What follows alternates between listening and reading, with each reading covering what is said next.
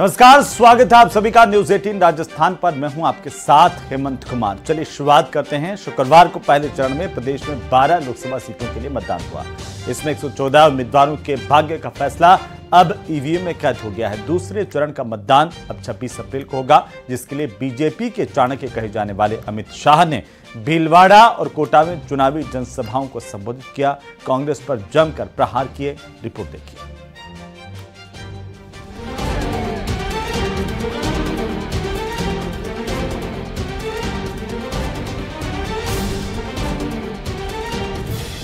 चुनावी समर में चाणक्य की हुंकार, कांग्रेस पर करारा प्रहार।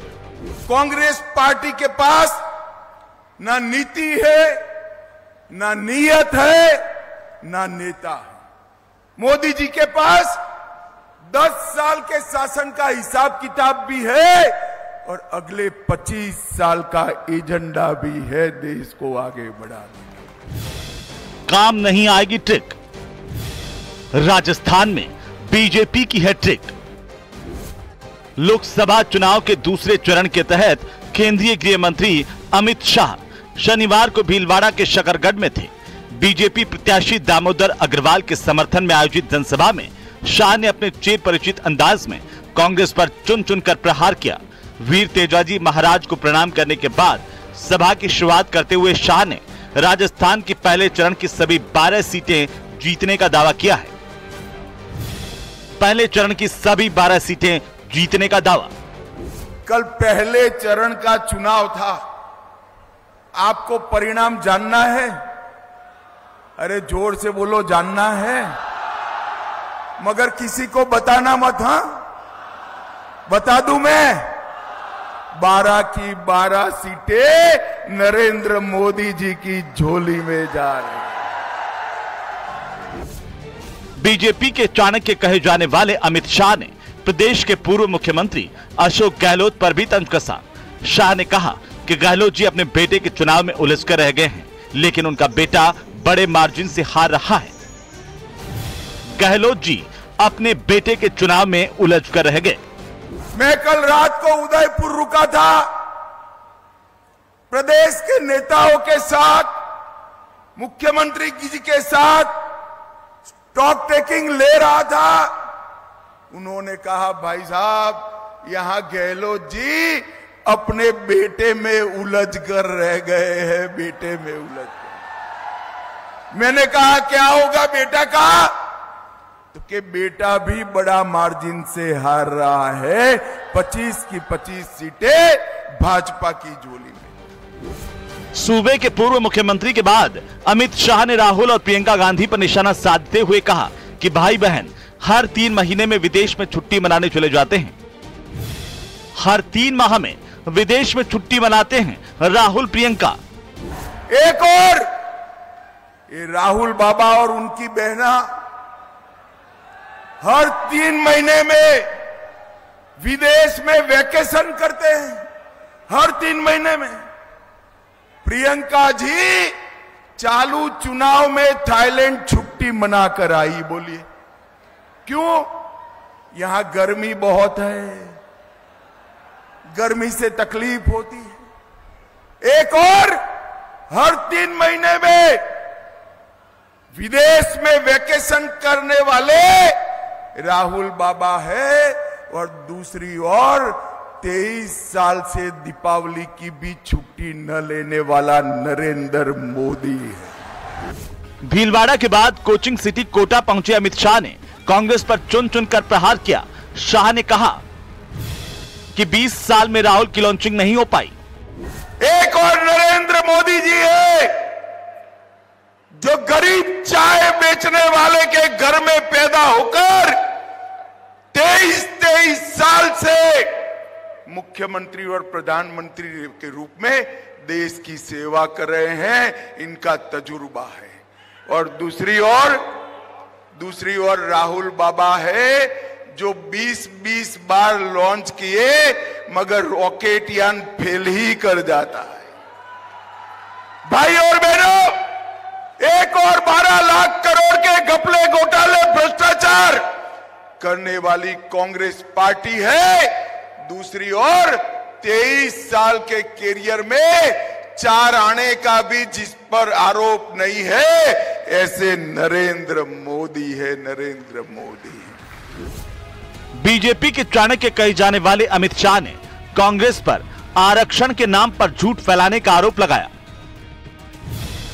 झूठ फैलाकर गुमराह कर रही कांग्रेस। हम 400 पार की बात करते हैं तो कांग्रेस के पेट में दर्द आता है। वो झूठ फैला रहे हैं कि 400 सीटें भाजपा को मिलेगी तो आरक्षण चला जाएगा। ये झूठ के सरदार है। हमारे पास पूर्ण बहुमत 10 सालों से, आपने 14 में भी पूर्ण बहुमत दिया, 19 में भी दिया। हमने बहुमत का उपयोग आरक्षण हटाने के लिए नहीं किया। कांग्रेस वालों, आपको बहुमत मिला, आपने इमरजेंसी डाली थी। हमें बहुमत मिला, हमने 370 को समाप्त कर दिया। ओम बिरला के समर्थन में जनसभा को संबोधित करने पहुंचे अमित शाह ने कांग्रेस पर चुन चुनकर प्रहार किया और दूसरे चरण के प्रचार अभियान में जान फूंक दी है। देखना है कांग्रेस शाह के जुबानी हमले का जवाब क्या देती है। Bureau report, news 18 Rajasthan. तो वहीं लोकसभा के पहले चरण के रण की समाप्ति के बाद अब दिग्गज 26 अप्रैल को होने वाले दूसरे चरण के मतदान की तैयारी में लग गए हैं। इसी कड़ी में केंद्रीय मंत्री अमित शाह और यूपी के सीएम योगी आदित्यनाथ ने प्रत्याशियों के लिए जनता से वोट मांगे। रिपोर्ट देखिए।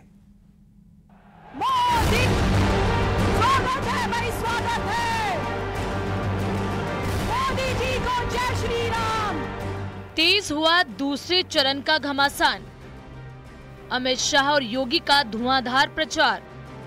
राजस्थान के रण में फिर आएंगे मोदी।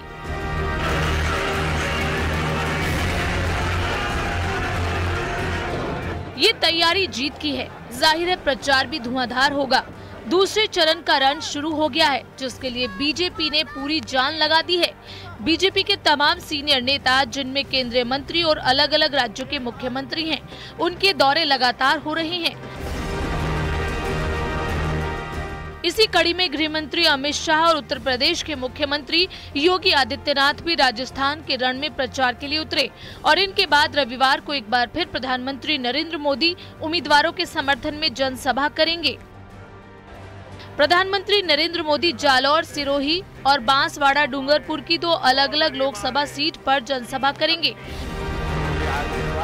जालौर सिरोही में जहां वो भाजपा प्रत्याशी लुम्बाराम चौधरी के समर्थन में विजय संकल्प सभा करेंगे, वहीं बांसवाड़ा डूंगरपुर की सभा में प्रत्याशी महेंद्रजीत सिंह मालवीय के लिए वोट की अपील करते नजर आएंगे।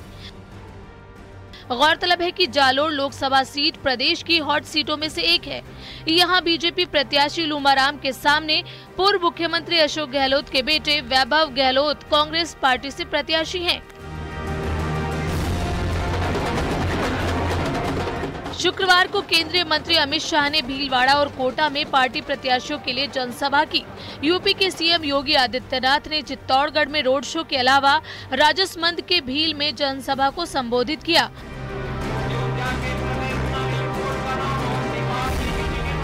और शाम को जोधपुर में पार्टी प्रत्याशी गजेंद्र सिंह शेखावत के समर्थन में रोड शो किया। सुरक्षा के साथ खिलवाड़ करने वाली पार्टी है, आपकी आस्था के साथ खिलवाड़ करने वाली पार्टी है। और कांग्रेस को आज आपने भारत में देख रहे होंगे, आज तो कहीं थोड़ा सा जोर से पटाखा फटता है तो पाकिस्तान सफाई देता है कि मेरा हाथ नहीं है। और भाइयों, कांग्रेस के समय में आतंकवादियों को बिरयानी खिलाई जाती थी। केंद्रीय मंत्री और दूसरे राज्यों के मुख्यमंत्री के अलावा सीएम भजनलाल भी प्रचार को रफ्तार दे रहे हैं। उदयपुर के झाडोल में सीएम भजनलाल शर्मा ने जनसभा की और विरोधियों पर हमला बोला। जाहिर है आने वाले दिनों में हमलों का सिलसिला और तेज होगा, क्योंकि 26 अप्रैल को राजस्थान के रण का फाइनल फेज होगा। Bureau report, news 18 Rajasthan. तो वहीं बीजेपी के राष्ट्रीय महामंत्री और राजस्थान के प्रभारी विनय सहस्त्रबुद्धे ने अजमेर के पुष्कर सरोवर में विशेष पूजा अर्चना की। इस दौरान उन्होंने कहा कि वे पीएम मोदी के प्रतिनिधि के तौर पर हाजिरी लगाने आए हैं। पहले चरण में कम मतदान को लेकर सहस्त्रबुद्धे ने बयान दिया। कहा कि देश की जनता मान चुकी है कि फिर से मोदी ही आएंगे, इसके लिए मतदान कम हुआ है। श्रेष्ठ भारत के लिए पीएम मोदी के नेतृत्व में तीसरी बार बीजेपी की देश में सरकार जरूरी है। अपनी जगह है, मगर हम सबकी एक ही कामना है, एक भारत श्रेष्ठ भारत, और उसको बनाने के लिए माननीय प्रधानमंत्री नरेंद्र मोदी जी का फिर सत्ता में आना बहुत आवश्यक है देश के लिए, और इसलिए उनके विजय की कामना हम सभी अन्य देशवासियों की तरह ही। तो वहीं देश में लोकसभा चुनाव के पहले चरण का चुनाव संपन्न हो चुका है। चुनाव संपन्न होने के बाद बीजेपी प्रत्याशी मंजू शर्मा अब रिलैक्स मूड में हैं। मतदान की समाप्ति के बाद से ही मंजू शर्मा दिन भर अपने परिवार के साथ मौजूद रहीं। पूरा दिन उन्होंने अपने परिवार के साथ बिताया। इस दौरान उनके समर्थक और कार्यकर्ताओं का जमावड़ा लगा रहा। मंजू शर्मा से खास बातचीत की हमारे संवाददाता रोशन शर्मा ने। चरण के जो मतदान है वो पूरे हो चुके हैं। हमारे साथ इस वक्त मौजूद हैं जयपुर शहर से बीजेपी की लोकसभा प्रत्याशी मंजू शर्मा जी। मैम, वोटिंग हो चुकी है, रिलैक्स मूड के अंदर नजर आ रहे हैं, क्या कुछ कहेंगे? वोटिंग हो चुकी है, कार्यकर्ताओं ने बहुत मेहनत करी है और जयपुर की जनता ने बहुत स्नेह दिया है, तो मैं रिलैक्स में हूँ। काफ़ी दिनों बाद में परिवार के साथ बैठे हुए नजर आ रहे हैं। आपके साथ आपकी बहू हैं, आपकी भाभी हैं, क्या कुछ कहेंगे? क्या कुछ चर्चाएं हुई हैं परिवार के साथ? मैंने अभी सोचा है कि इलेक्शन के चर्चा तो बाद में करेंगे, आज तो घर परिवार की बात कर लेते हैं बस। क्या कुछ कहें? अब हम इलेक्शन की आपकी चर्चा कर लेते हैं। मंजू शर्मा अपनी जीत को लेकर कितनी आश्वस्त है? 101%।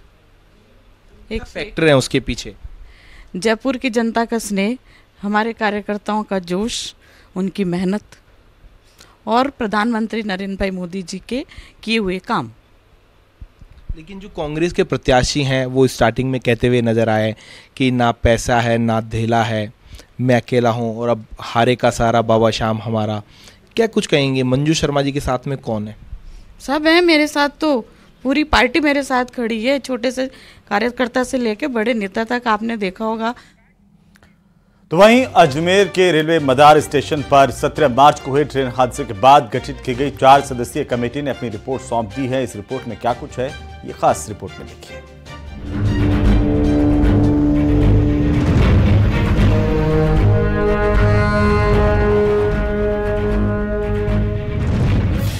अजमेर ट्रेन हादसे पर आई जांच रिपोर्ट। लोको पायलट और सहायक लोको पायलट दोषी, लोको इंस्पेक्टर सुमेर सिंह भी दोषी। करीब 1 महीने पहले अजमेर के रेलवे मादर स्टेशन पर जो ट्रेन हादसा हुआ, उसके करीब 1 महीने बाद 4 सदस्यीय जांच कमेटी ने अपनी रिपोर्ट जीएम को सौंप दी। प्रमुख मुख्य संरक्षण अधिकारी के नेतृत्व में गठित टीम ने करीब 250 कर्मचारियों से बातचीत और रिसर्च के बाद जांच रिपोर्ट तैयार की। जानकारों की माने तो जांच रिपोर्ट में हादसे के लिए ट्रेन के लोको पायलट नागाराम बी और सहायक लोको पायलट सुवालाल को दोषी पाया गया। अजमेर के मदार स्टेशन के पास साबरमती आगरा कैंट ट्रेन हादसे में जांच रिपोर्ट सामने आ गई है। 18 अप्रैल को यह जांच रिपोर्ट 4 सदस्यों ने जीएम को सौंप दी है। इस रिपोर्ट में 5 कर्मचारियों को दोषी माना गया है। लोको पायलट और पायलट इसमें दोषी पाए गए हैं, साथ ही जो वहां के स्टेशन मास्टर हैं वो भी दोषी बताए जा रहे हैं। इस मामले में रिपोर्ट अब सौंप दी गई है। अब जीएम इस मामले में किस तरह की कार्रवाई करते हैं, यह देखने वाली बात होगी। जानकारों की माने तो जांच रिपोर्ट सामने आने के बाद दोनों कर्मचारियों की सेवाएं खत्म की जा सकती हैं। लोको इंस्पेक्टर सुमेर सिंह को भी हादसे के लिए जिम्मेदार माना गया। साथ ही रेलवे के 2 कर्मचारियों पर भी इस मामले में गाज गिरना तय माना जा रहा। जहां भी लापरवाही है डिपार्टमेंट में और जो स्टाफ है कंसर्न, उन सब के खिलाफ जो है कार्रवाई की जा रही है। और हमारा रेलवे का हमेशा लक्ष्य रहता है कि सेफ्टी जो हमारी टॉप प्रायोरिटी रहती है, और इसी क्रम में जो है हमने इस घटना के पश्चात सुधारात्मक जो कार्य है उसको तुरंत किया है। और हमारा पूरा विश्वास है, आमजन में हमारा पूरा विश्वास है कि जो है इस तरह की घटना के हम पुनरावृत्ति नहीं करने देंगे, और जो रिक्वायर्ड जो एक्शन है जो विभागों से हैं उस पर तुरंत ही जो है हम कार्रवाई करेंगे। अजमेर में पिछले महीने 17 मार्च को मदार रेलवे स्टेशन पर रात के करीब 1 बजे साबरमती आगरा ट्रेन संख्या 1, 2, 5, 4, 8 के इंजन और 4 कोच मालगाड़ी से टकरा गए। बताया गया था कि मदार रेलवे स्टेशन के पहले रेड सिग्नल होने के बावजूद लोको सहायक लोको पायलट ने वक्त पर ब्रेक नहीं लगाया और जब इमरजेंसी ब्रेक लगाए गए तो पास से गुजर रही मालगाड़ी से उसकी टक्कर हो गई। उसके बाद ट्रेन का इंजन और 4 डिब्बे बेपटरी हो गए। बताया जा रहा है कि इस रिपोर्ट में जो पायलट और लोको पायलट थे, उन्होंने जो लाल सिग्नल था उसको तोड़ दिया था, जिसके बाद ये जो ट्रेन थी यह मालगाड़ी से जाकर टकराई थी और उसके बाद एक बड़ा हादसा सामने आया था। 4 जो डब्बे हैं वो पटरी से उतर गए थे। हालांकि इस दौरान किसी की जनहानि की सूचना नहीं आई थी, लेकिन फिर भी यह एक बड़ा हादसा था जिसे लेकर जांच रिपोर्ट सौंपी गई है। कैमरा पर्सन कौशन सिंह के साथ अशोक सिंह, न्यूज़ 18 अजमेर। तो खबरों में फिलहाल वक्त एक छोटे से ब्रेक का, जल्द लौटेंगे, आप बने रहिए हमारे साथ।